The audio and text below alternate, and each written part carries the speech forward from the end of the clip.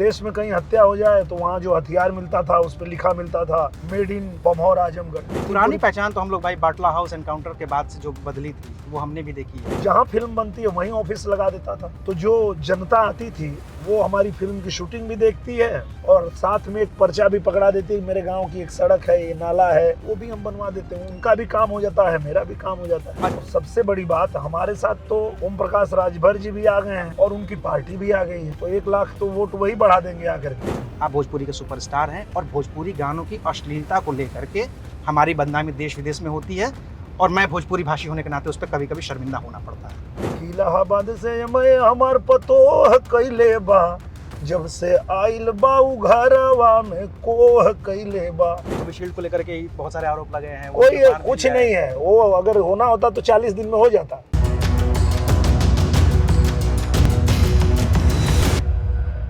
तो हम इस वक्त मौजूद हैं उत्तर प्रदेश की एक और बहुचर्चित सीट आजमगढ़ पर, जहां से भारतीय जनता पार्टी के प्रत्याशी हैं दिनेश लाल यादव निरहुआ, भोजपुरी के सुपरस्टार हैं और उनके सामने चुनौती दे रहे हैं समाजवादी पार्टी से मुलायम सिंह यादव के परिवार के धर्मेंद्र यादव। क्या दिनेश लाल यादव 2022 में हुई उपचुनाव में जीत को बरकरार रख पाएंगे? क्या दिनेश लाल यादव ये मानते हैं कि धर्मेंद्र यादव उनके लिए चुनौती हैं? क्या दिनेश लाल यादव ये मानते हैं कि उन्हें बहुत कम समय मिला और इतने कम समय में उन्होंने आजमगढ़ का विकास किया या नहीं किया? और क्या दिनेश लाल यादव ये मानते हैं कि इस बार भी नरेंद्र मोदी 400 पार करेंगे? ऐसे तमाम सवाल हैं जिनका जवाब लेंगे हम खुद दिनेश लाल यादव से। तो चलिए, उनके पास वक्त कम है तो हम उनकी गाड़ी में चलते हैं और उनसे ही सवाल जवाब शुरू करते हैं। आजमगढ़ चमके लागल सबके साफ दिखाते बा, आजमगढ़ के बच्चा बच्चा दिनेश लाल यादव के साथे बा, आजमगढ़ के बच्चा बच्चा निरहुआ भैया के साथे बा। दिनेश भैया, एगो समस्या ई बटे कि चूंकि आजमगढ़ में हमनी के बानी जा, आजमगढ़ मुलायम सिंह यादव के क्षेत्र रहल बाटे, ओकरा बाद अखिलेश यादव जी जीतनी, वो समय आप हार गए नहीं, उपचुनाव में आप जीतनी, अब फिर से धर्मेंद्र यादव भी प्रत्याशी बा। कितना मुश्किल बा आप खातिर? बिल्कुल मुश्किल नहीं है, काहे कि हमनी के जीतबे तब कहीं जा जब वो लोग के मौका आजमगढ़ देहलस और वो लोग छोड़ के चल गए, कब वो आयल ना लोग यहाँ, तब आजमगढ़ तय कैलस कि जब वो लोग के यहाँ से खाली चुनाव लड़े आवे के बाद और यहाँ समय नहीं खे देवे के, तो हम भले 19 में चुनाव हार गए रही, तो खाली भाजपा ना, अगर समाजवादी पार्टी के भी कोनो कार्यकर्ता जौन अखिलेश यादव खातिर लड़त रहल होई, धर्मेंद्र यादव खातिर भिड़त रहल होई, ओकरों घरे बियाह पड़ल होई, तो दिनेश लाल यादव वहाँ पहुँचल हुई है, ई लोग ना पहुँचल।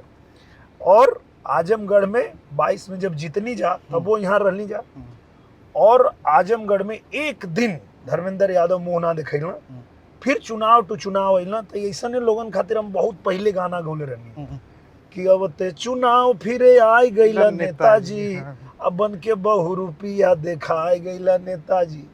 तो ये आजमगढ़ की जनता ने देखा कि भैया हमको बहु रुपया नहीं चाहिए, जो चुनाव में तो आते हैं, जीते चाहे हारे भाग जाते हैं।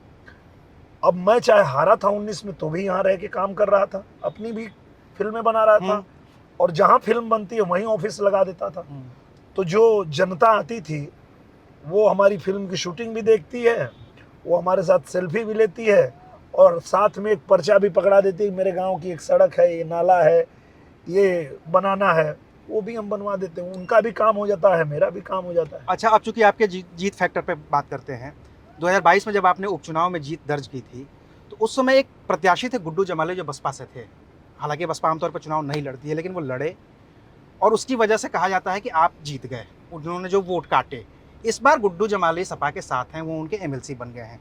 कितना मुश्किल होने वाला है, क्योंकि पिछली बार भी मार्जिन नैरो रहा था 8,500 के आसपास। बिल्कुल मुश्किल नहीं है, और अगर आप देखिए कि अगर 19 में उनका गठबंधन नहीं होता बसपा के साथ, तो वो 19 में ही अखिलेश यादव ही यहाँ हार जाते। अब धर्मेंद्र यादव की तो बात ही छोड़िए, अखिलेश यादव हार जाते अगर बसपा से गठबंधन नहीं होता उनका। तो इस बार तो गठबंधन नहीं है, तो गुड्डू जमाली गए हैं तो इंडिविजुअल गए हैं, उनके साथ बसपा थोड़े चली गई है, बसपा तो अलग लड़ रही है, वो अलग लड़ रहे हैं। और सबसे बड़ी बात, हमारे साथ तो ओम प्रकाश राजभर जी भी आ गए हैं और उनकी पार्टी भी आ गई है, तो 1 लाख तो वोट वही बढ़ा देंगे आकर के। तो आप समझ लीजिए कि जो 8,000 का अंतर था अब वो लाखों में होगा। इस बार इतना कॉन्फिडेंट हैं आप लोग? हाँ, क्योंकि काम किया है हम लोगों ने, प्रधानमंत्री जी ने काम किया है, मुख्यमंत्री जी ने काम किया है, आजमगढ़ को 1.5 साल में बदल दिया। आजमगढ़ की जो पहचान थी, पुरानी पहचान तो हम लोग भाई बाटला हाउस एनकाउंटर के बाद से जो बदली थी वो हमने भी देखी है। हाँ, आप कैसे बदलाव को देखते हैं? आप वो सांसद के ऐसे तौर हम पे। लोगों ने बदला कि आजमगढ़ में क्या होता था कि जब सपा यहाँ जीतती थी तो वो गुंडों को सह देती थी, गुंडों को पालती थी, और कहीं वो पकड़े भी जाए तो उनको छुड़ा लेती थी, तो उनका और मन बढ़ता था। देश में कहीं हत्या हो जाए तो वहाँ जो हथियार मिलता था उस पर लिखा मिलता था मेड इन बमौर आजमगढ़।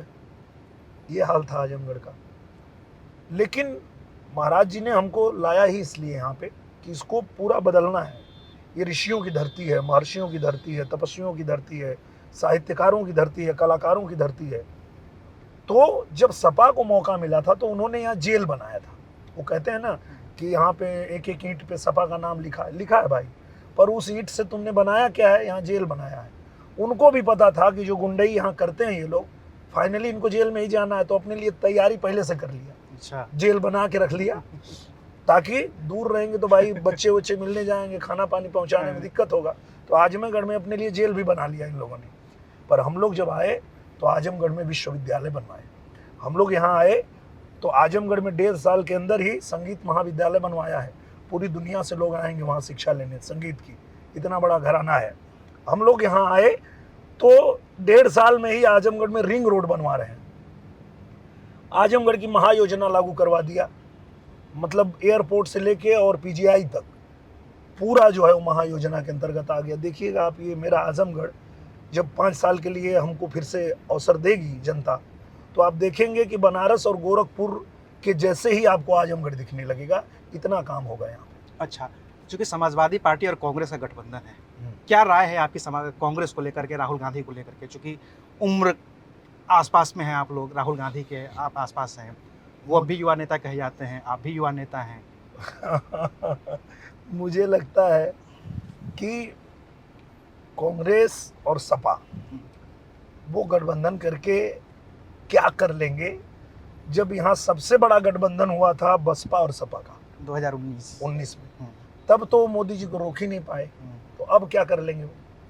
और सबसे बड़ी बात यह है कि जहाँ तक आजमगढ़ की बात है, आजमगढ़ में जब मैं 19 में लड़ने आया था तो जो लोग मेरा विरोध कर रहे थे, पत्थर फेंक रहे थे, मैंने वो भी बूथ जीत लिया है। उस गांव के लोग भी मुझे अपने गांव में लाके कार्यक्रम कर रहे हैं और वो ये कह रहे हैं कि हम लोग गलत थे, आप सही हो।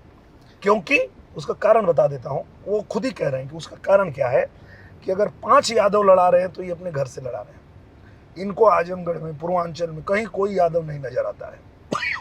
तो गांव की जनता ही कह रही है कि जब तक ये हारेंगे नहीं, देश में दूसरा यादव इनको दिखेगा ही नहीं, तो आजमगढ़ के यादवों को तो कभी मौका ही नहीं देंगे ये लड़ने का। अच्छा, भोजपुरी बिरादरी के जितने भी आप लोग गायक हैं और अभिनेता हैं, लगभग भारतीय जनता पार्टी में, चाहे आप मनोज तिवारी मृदुल की बात कर लें, रवि किशन जी की बात कर लें, आपकी बात कर लें, आपके एक भाई हैं पवन सिंह, ये बिहार में काराकाट से चुनाव लड़ रहे हैं और एनडीए के खिलाफ हैं। वो क्या हुआ है, आपकी बात हुई थी?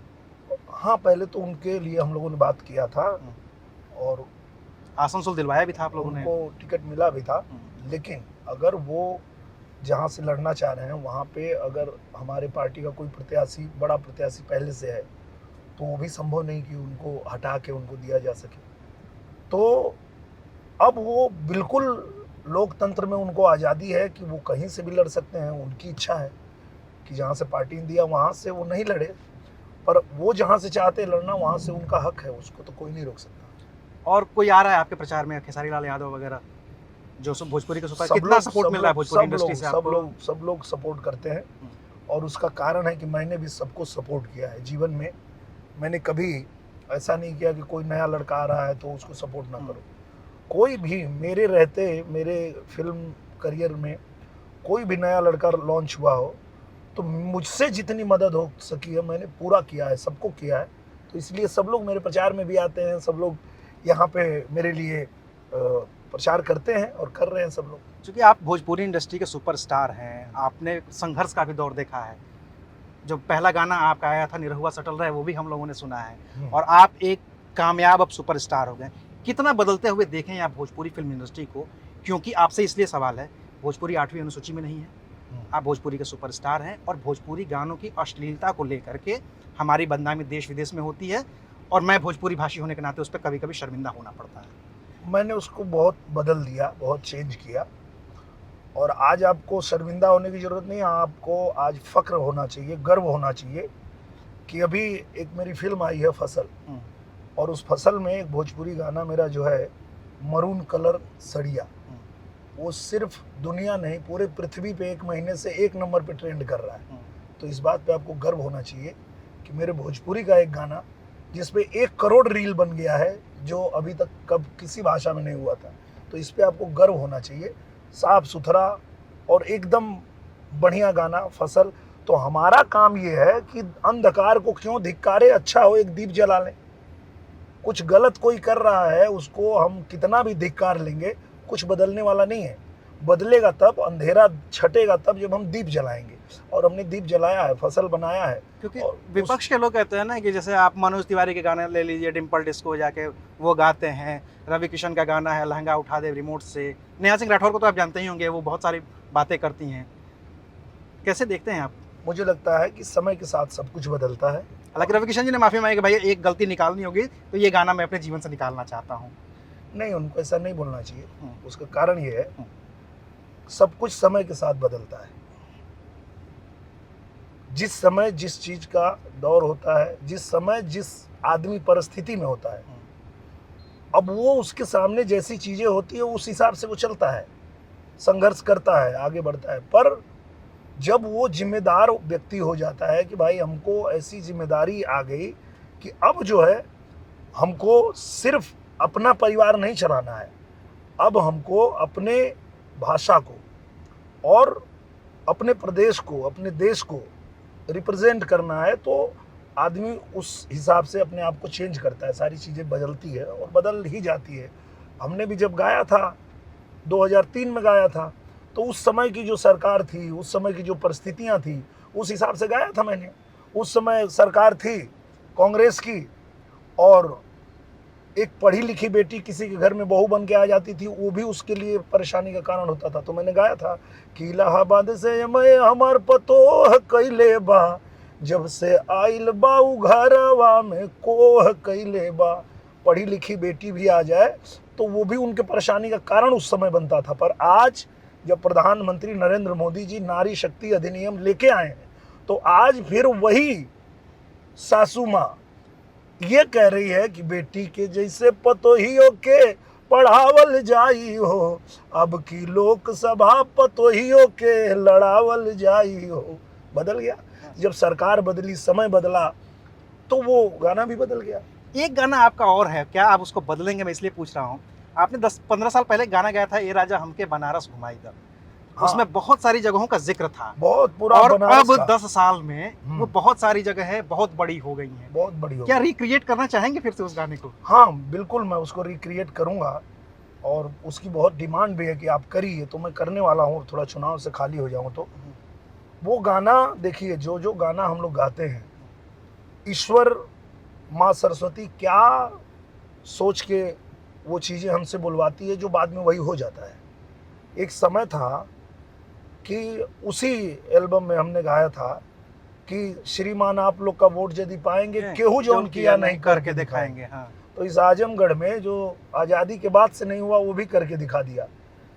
यहाँ मांग चलती थी कि आप गोरखपुर, बनारस, आजमगढ़ को सीधी रेल लाइन से जोड़ा जाए, कोई नहीं कर पाया था।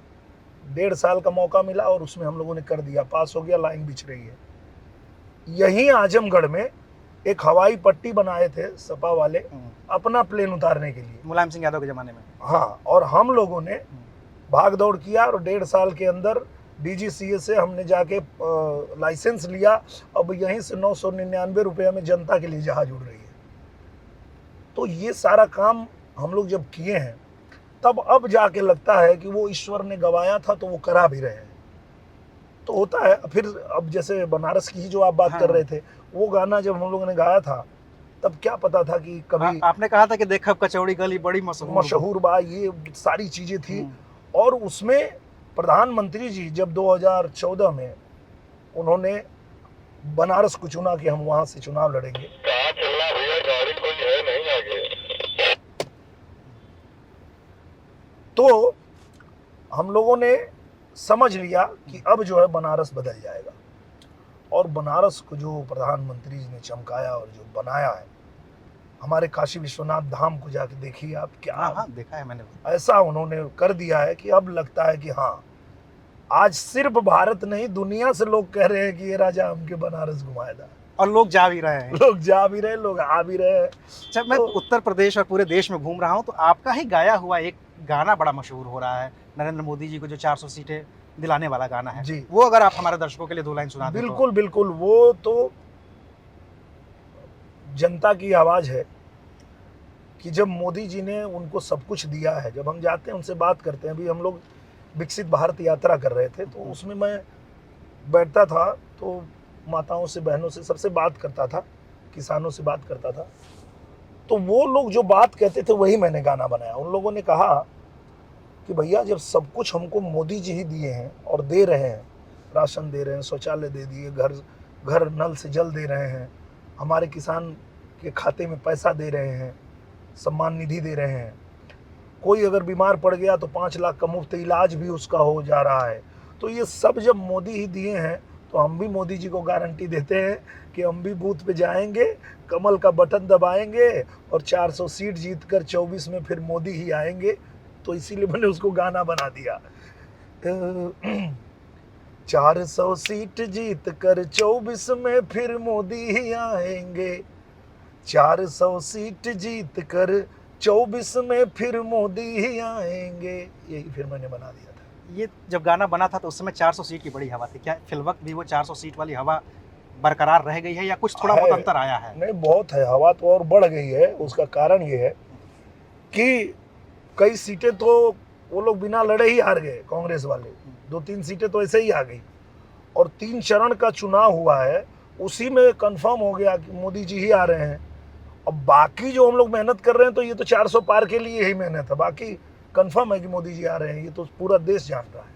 एक जो संकट है सारी पार्टियों के लिए है कि वोट परसेंटेज बड़ा कम होता जा रहा है, आप लोगों के लिए चुनौती है क्या कि इतनी गर्मी में जब वोटिंग हो रही है? हमारे लिए चुनौती इसलिए नहीं है कि वोट परसेंटेज कम होने का कारण है विपक्ष भी हताश है, विपक्ष के नेता हताश हैं, वो जनता में जा नहीं रहे हैं, उनसे अपील कर नहीं रहे हैं कि आप वोट डालिए। तो उनकी जो जनता है, जो उनके सपोर्टर हैं, वो भी हताश हैं कि जब आज तक देखिए यहाँ कोई चुनाव प्रचार के लिए आता ही नहीं है वो लोग। हम लोग तो गांव-गांव घूम रहे हैं, वो लोग 2 दिन 3 दिन के लिए आते हैं, गायब हो जाते हैं, पर हम 2 महीने से गांव-गांव घूम रहे हैं और अपने लोगों से कह रहे हैं कि आप लोग बूथ पे जाइएगा। ये सबसे बड़ा पर्व है, लोकतंत्र का महापर्व है, और आप जिसको वोट देना है दीजिए, पर दीजिएगा जरूर। हम तो 2 महीना से घूम रहे हैं ना, घर घर जाके ये अपील कर रहे हैं, पर विपक्ष हताश है, वो तो जा भी नहीं रहा, किसी से कह भी नहीं रहा। धर्मेंद्र यादव कैंप तो किए हुए हैं, यहाँ पे कहा जा रहा है कि अखिलेश यादव आएंगे, 3 दिन के लिए शिवपाल यादव आएंगे। 3 दिन आते हैं, पूछिएगा आजमगढ़ की जनता से, 3 दिन के लिए आते हैं, फिर गायब हो जाते हैं, वो फिर चले जाते हैं। चले जाते हैं।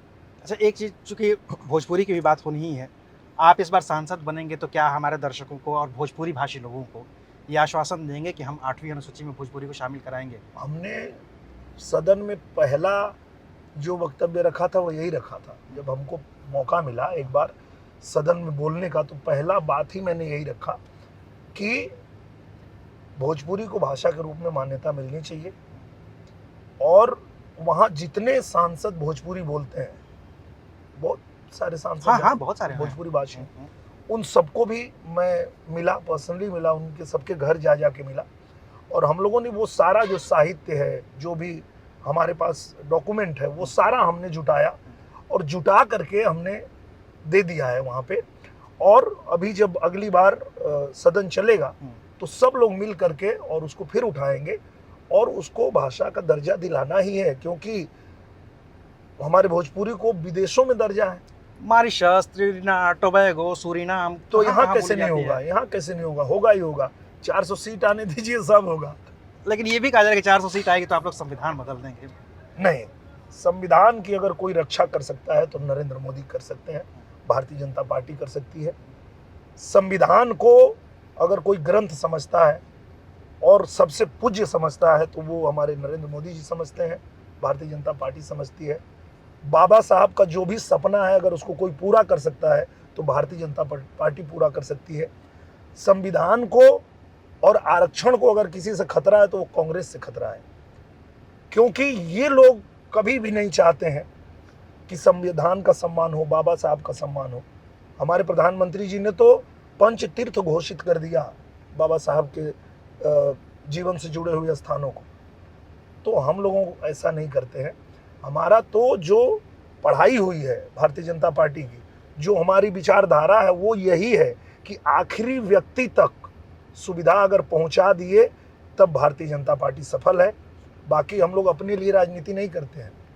हम तो जनता के आशीर्वाद से इतना हम लोगों को सफलता मिल चुकी है कि आने वाले कम से कम 5 साल तक अगर मैं लगातार फिल्में करूं तो भी वो फिल्में ख़त्म नहीं होगी जो लाइन से मेरे पास है। मैं यही पूछने वाला भी था आपसे अब। तो हमारे पास तो न पैसे की कमी है न काम की कमी है। हम तो जहाँ यहीं आजमगढ़ में फिल्म बना दें, हो गया, हमारा भी काम हो गया। करोड़ों रुपए सरकार को हमने टैक्स भी भर दिया और जनता का बैठे बैठे यहाँ काम भी कर दिया। तो हम लोग यहाँ विपक्ष की तरह किसी लोभ लालच में नहीं आए। हम लोग यहाँ सेवा भाव से आए हैं और इस विचारधारा को हम मानते हैं कि जो व्यक्ति पिछड़ गया, किसी वजह से गरीब रह गया, उस गरीब को गरीबी उसकी कैसे दूर हो, कैसे उसके लिए सुविधाएं पहुंचाई जाए, हमारा भारत कैसे विकसित राष्ट्र बने, हम इसके लिए काम कर रहे हैं। बतौर भोजपुरी भाषी मेरा एक सवाल है, मल्टीप्लेक्स में भोजपुरी कब देख पाऊंगा मैं? लग रही है, देखिए ये एक ना, मैं नोएडा रहता हूँ, किसी मल्टीप्लेक्स में जाता हूँ। हाँ, मैं उसका कारण बताता हूँ आपको। ये बड़ा लोगों में भ्रांति है कि मल्टीप्लेक्स वाले नहीं लगाते भोजपुरी, ऐसी बात नहीं है। जो भोजपुरी फिल्म बनाते हैं वो जिस दिन चाहें वहाँ मल्टीप्लेक्स में अपना थिएटर बुक करें और लगाएं, उनको रोका किसने है? और हम तो लगाते भी हैं। हमारी फिल्म जब आती है तो हम लगाते हैं। अभी खेसारी जी की भी एक फिल्म आई थी, वो भी लगी थी, संघर्ष। तो ऐसा नहीं है। अब जो ये सोचते हैं कि हमको वो थिएटर हायर करेंगे, पिक्चर चलेगी कि नहीं चलेगी, वो नहीं लगाते हैं वहाँ। और जिसको कॉन्फिडेंस है वो लगाता, हम तो लगाते हैं, चलाते हैं। दिनेश जी ने जब गाना शुरू किया तो कैसेट का ज़माना था और अब जो है ज़्यादातर समय हम लोगों का बीतता है OTT पे। आपने भी OTT किया है, कैसे अंतर कर पा रहे हैं सिनेमा और OTT को? मैंने आपके एक सवाल के जवाब में कहा था कि समय के साथ बदलाव होता है और बदलना चाहिए हर किसी को। परिवर्तन संसार का नियम है, जो नहीं बदलेगा वो खत्म हो जाएगा। बदलना ही चाहिए हर किसी को। जैसे विपक्ष क्यों खत्म हुआ आप जानते हैं? विपक्ष इसलिए खत्म हो गया, उसने अपनी राजनीति नहीं बदली।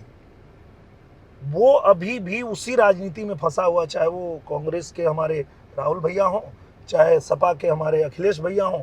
दोनों को आज तक वही राजनीति आती है कि विपक्ष जो भी करे, चाहे उनके विरोध में, जिनके मतलब विरोध जो में सत्ता पक्ष जो करे उसका विरोध करो। अगर वैक्सीन बनाए तो वैक्सीन का विरोध करो, राम मंदिर बना रहा राम मंदिर का विरोध करो, राशन दे रहा उसका विरोध करो। अरे भैया, तो तुम फंस गए। फिर तुमको राजनीति फिर बदलनी पड़ेगी, तब जाके होगा, क्योंकि समय बदल गया। प्रधानमंत्री नरेंद्र मोदी जी ने सारी चीजें ऐसे बदली है कि भाई तुम अगर नेता बन गए हो तो तुमको लगता है कि तुम जीत गए तो वहाँ घर में बैठे रहोगे एसी में। अब वो समय नहीं है।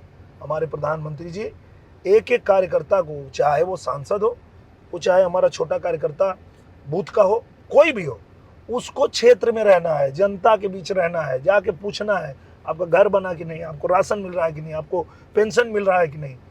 हम लोग एसी में बैठने वाले लोग ही नहीं हैं। हम लोग आते हैं और पूरा क्षेत्र में रह के काम करते हैं। ये चीज़ अभी उन लोगों को आया नहीं। वो आज भी खाली चुनाव में आते हैं कि चुनाव में जाएंगे और MY समीकरण में जीत जाएंगे। कभी उनको लगता है कि हम झूठा कुछ वादा करके जीत जाएंगे, गरीबी हटा देंगे बोल के जीत जाएंगे। इसी में वो खत्म हो गए। तो उसी तरह अगर हम लोग जो कला के क्षेत्र में हैं, अगर हम भी समय के साथ नहीं बदलेंगे तो खत्म हो जाएंगे। तो हम लोग बदले। कभी कैसेट का ज़माना रहा तो कैसेट के साथ रहे, CD का ज़माना आया तो CD के साथ रहे, जब थिएटर का ज़माना आया तो थिएटर में हम लोग पूरा एकदम चाँप के फिल्म लगाते रहे, जब OTT का समय आया तो अब OTT के लिए भी काम कर रहे हैं। समय है, जैसे बदलेगा वैसे हमको बदलना पड़ेगा। इस बार कितनी सीटें दे रहे हैं उत्तर प्रदेश में आप लोग? पूरी 80 की 80 सीट आ रही है उत्तर प्रदेश से। 80 की 80 सीटें 80 की 80 राहुल आ रही गांधी है। को भी हरा देंगे। किसको? राहुल गांधी को हरा देंगे चुनाव आप लोग। अरे राहुल गांधी जीते कब थे? यूपी से जीते थे क्या? भाग गए थे वो तो यहाँ से हार के भाग गए थे और भागने के बाद उल्टा सीधा बोल रहे थे यूपी को। अब उनके पास कुछ भी नहीं बचा है। मैंने जो सच बात बताया आपको यही है, अगर राजनीति बदलते, जैसे अगर प्रधानमंत्री जी कह रहे हैं कि हम 2047 तक विकसित भारत बनाएंगे। तो आप कहो ना कि हम 10 साल पहले ही बना देंगे और उसका रोड मैप तैयार करो, दिखाओ, तो जनता को भी लगे कि यार ये भी कुछ कर रहा है। आप तो खाली मोदी का विरोध करते करते खत्म हो गए, क्योंकि मोदी काम अच्छा कर रहे हैं, आप विरोध कर रहे हो तो आप जनता के बीच में ऐसे ही हो जा रहे हो। लोग लग रहा है कि कौन सा विरोध कर रहा है भाई, वैक्सीन का विरोध कर रहा है, खुद ही वैक्सीन ले रहा है। वैक्सीन वाले में तो बड़ा गंभीर मसला हो गया है। हाँ, कोविशील्ड को लेकर के ही बहुत सारे आरोप लगे हैं। वो कोई निर्माण भी कुछ लिया नहीं है। वो अगर होना होता तो 40 दिन में हो जाता। अगर उसका कुछ साइड इफेक्ट होना है तो 40 दिन में हो जाता।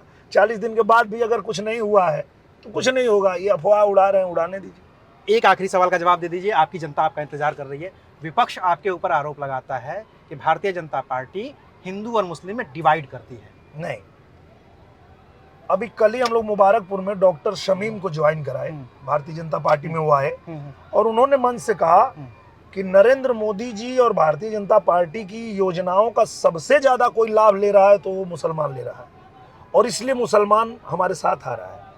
वो जो राजनीति करते थे बांटने की, वो सपा वाले करते थे, वो कांग्रेस करती थी। हम तो पूछते ही नहीं भैया कि तुम हिंदू हो कि मुसलमान, मकान नहीं बना बनेगा, तुमको राशन मिलेगा, तुमको सुविधाएं मिलेगी। मैं यहाँ कार्यालय में बैठता हूँ, कोई आ जाए, हम धर्म थोड़े पूछते हैं, काम बताइए, उसका काम करते हैं। तो हम लोग ये राजनीति नहीं करते, वो विपक्ष वाले करते हैं और इसीलिए वो खत्म भी हो गए। चलिए, तो ये थे दिनेश लाल यादव, आजमगढ़ से भारतीय जनता पार्टी के प्रत्याशी और वर्तमान सांसद, जिनके खिलाफ धर्मेंद्र यादव ताल ठोक रहे हैं। और दिनेश लाल यादव निरहुआ इस बार भी अपनी जीत को लेकर के आश्वस्त हैं। शुक्रिया।